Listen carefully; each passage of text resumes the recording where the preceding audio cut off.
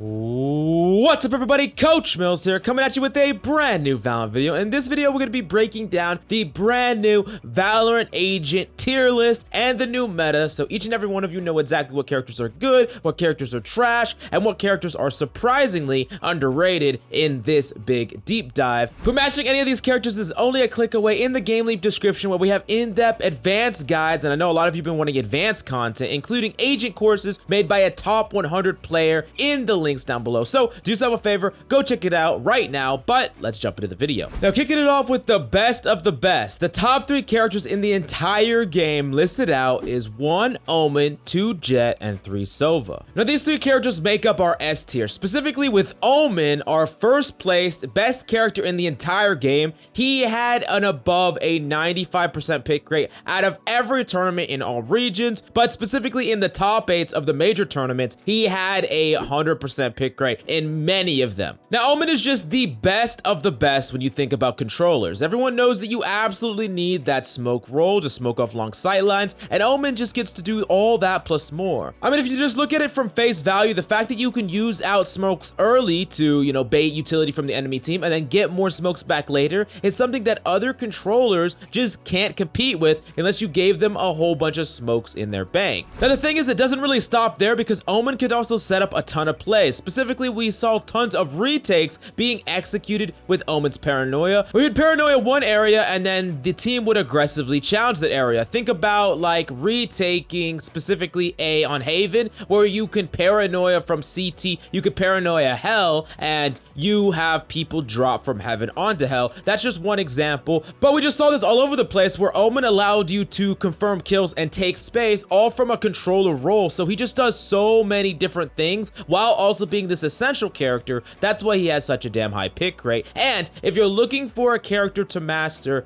Omen is a character that you could always have in every ranked game. You really want an Omen on your team. So if you need someone to play, or you just want to learn someone to flex to when you need it, Omen is the perfect character for you. Now, the character that most likely had the most offensive impact is none other than Jett, who saw a giant amount of pick rate, and also the most used weapon on Jett pretty much in every single region was none other than the Operator. Basically, the Operator is still alive and well, but it's really only being used in the hands of Jett, who can best enable it. Now, that being said, the Jett role is becoming more and more important, and if the enemy has a really good Opper, you almost need to be challenging them with an Opper of your own, and it has to be on Jett. That's why Jett is becoming very, very essential, and I really don't know what that means for the character going forward, whether or not they're going to tweak her or maybe change some of her power level, because it seems like she is the only character that can abuse the Operator. But definitely let me know in the comments down below if you think she's in a balanced spot right now. Now, the last character in the S tier is none other than Sova, who sees a giant amount of pick rate, and it's pretty obvious why. He's amazing for setting up plays, gathering info, and he sees a giant amount of play on every map though, and the caveat is Split in general. He doesn't see like any play on Split, very little, none in North America top 8, and in a lot of other regions he still sees very little play because he's just not that good for rotations, gathering info, or taking space. A lot of the time Raze takes his spot in that composition, and you see a lot more aggressive based comps instead of information gathering comps, because you need abilities that can let you take that middle space and fight for that middle area. Now, that being said, however, Sova's still an amazing character on all the other maps, literally, and in my opinion, in ranked, you could probably place Sova on Split as well, or just learn one other character like a Raze to whip out when you're not playing Sova on Split. Now, moving on to the A tier, and these are characters that are very, very good in the meta, and they're even essential, but they're not quite as dominant as the S tier, of course. Now, in this tier, we have Cypher, Breach, and Raze. Now, Sentinels aren't dead. Specifically, Cypher saw quite a bit of play across all regions. Yes, he has to play a lot safer, because if he dies, his trips stop working and his camera gets revealed, so enemies know where your camera is, so you have to mix up where you place your camera, and the trips won't stop flanks. But a Cypher that is more disciplined can still get the same amount of value as he did before. Now, that being said, however, the true impact of a Cypher is how much value you can get on these flanks and on these lurks, and it's a very risk-reward dichotomy where, yes, you want to play safe, but you're gonna get more impact if you go for these hyper impact plays, but they need to be mix-ups. You can't just always be on the flank, always be lurking, because if you become predictable, then you're just gonna get shut down. If any Cypher or Sentinel player, Killjoy or Cypher, if you want to master Cypher and Sentinel lurking role in general, I would highly suggest watching 100 Thieves Steal, who not only masters this really flanky lurker style on Sentinel, but he in-game leadered as well. Amazing person to watch, and if you want to, I can do an in-depth breakdown on him on this channel. Just let me know in the comments down below. Now, the next character that we gotta talk about is Breach in the A tier, which actually saw a lot more play in EU as opposed to NA, but still saw pretty good amounts of play in all regions. Now, he really shined a lot in compositions that didn't want to play a Sentinel. They didn't want to put their power level in anti-flank or information, and they would much rather have the offensive capability of a Breach to use his abilities to retake points on defense or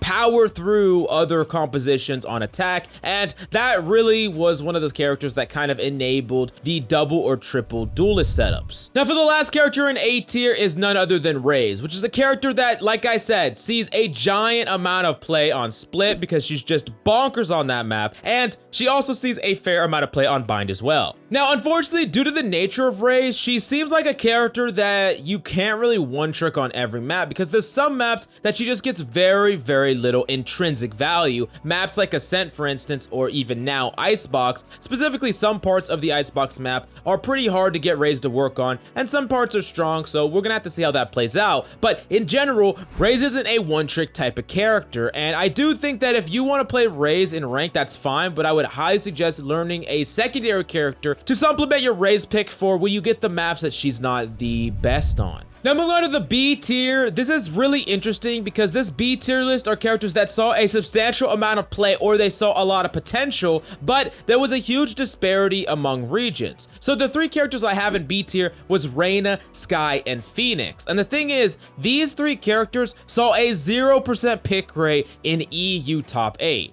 Now, that seems absolutely crazy, and I'm going to talk more about why that's the case in our C and F tier characters, but they saw a ton of play over the course of just regular EU, not the top 8, and of course all of NA and a lot of the other regions. These characters saw a ton of play. Specifically, Reyna saw a lot of play, and she's been seeing a lot more play recently throughout First Strike, even the qualifiers, and of course in NA, the notorious team that played Reyna the most, aka Cloud9, didn't actually qualify, so sad, Tyson couldn't pop off on Reyna in the top 8. Now, that being said, Skye saw quite a bit of play surprisingly, even though players haven't had that much time to practice her, and she looked really good, specifically on Bind, using her bird to not only find where enemies are, because the flash, when it hits, you actually get information. So she does like a pseudo Sova impression, and you can send her flashes through the teleporter, or you can like combo her with the Phoenix. We saw that a lot, where they would bird out of hookah, and then a Phoenix would ult and go through telly. There was all kinds of different really interesting scenarios involving Skye, and I think her pick rate's gonna go up from here on out, and really she's gonna really fight for that space with Sova, who is one of the most picked characters. So I think that's a good balance or compromise, these characters kind of fighting for the same spot. Now, the last character we gotta talk about in the B tier is Phoenix, who was just a really good character that was sometimes used in these triple DPS compositions. Sometimes he replaced a Breach, sometimes he was played instead of Reyna, or played with Reyna, or played with the Raze. It was just like a hodgepodge of like Jet,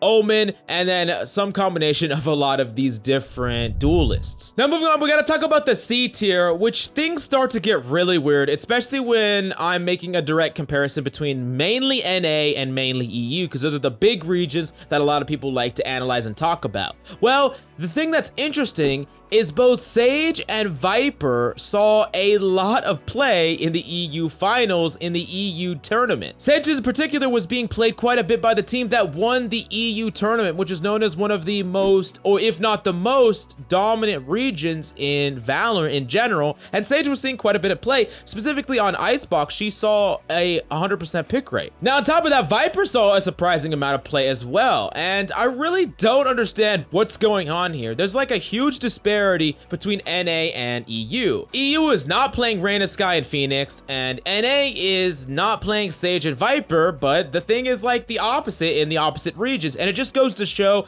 that a lot of personal preference is involved in these things. Just look at the differential in meta between the top two teams, TSM and 100 Thieves, where 100 Thieves always played a Sentinel. They always had Steel on that Killjoy or that Cypher, and 100 Thieves always played Duelists, and they never played a Sentinel. So if you see those distinctions just in NA, and you could easily see those distinctions in EU. And the thing is, a lot of times, individual play and how much these players mess up really are going to affect things more than what characters they're picking. It's not like, oh, they lost because they picked this character. It's like, oh, no, they didn't execute this, and this right. But here's the takeaway for you. Sage is actually not that weak. And I know, we're getting buffs to her in 1.14 or 1.15. Not quite confirmed which one it is, but we know we're going to get Sage buffs specifically to her wall or her barrier. But Sage has really been getting a lot of flack for being a character that is actually pretty powerful, and she just won a freaking major. Now, yes, I know, compared to her former self, she's like a shell, but when your former self was the triple SSS tier undisputed champion of Valorant,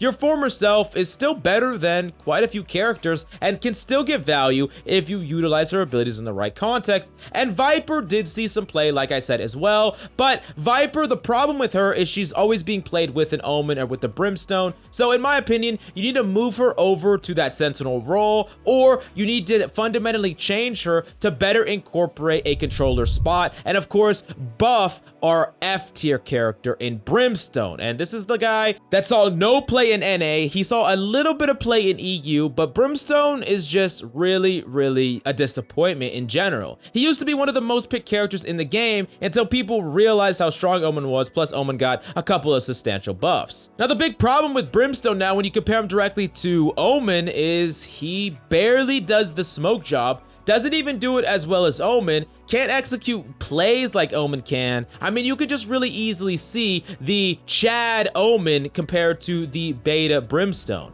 Now, all joking aside though, it looks like Brimstone is in dire need of some big buffs. He is seeing a very low amount of pick rate, not only just in, you know, pro play, but in ranked play as well, and it's really hard to have a lot of impact on Brimstone. Now, my first thought is to give Brimstone another smoke, but I don't know if that fundamentally fixes his problems, makes him any more fun to play, or gives him more impact in general. But if you have any suggestions, definitely let us know in the comments down below. And for mastering any of these agents, look no further than the GameLeap website in the description down below, where we have in-depth advanced guides, VODs, hero courses, and much more. I mean, do yourself a favor, go check it out in the links down below. But thank you so much for coming by. That's all I got for you today. I love your faces, and I'll see you tomorrow.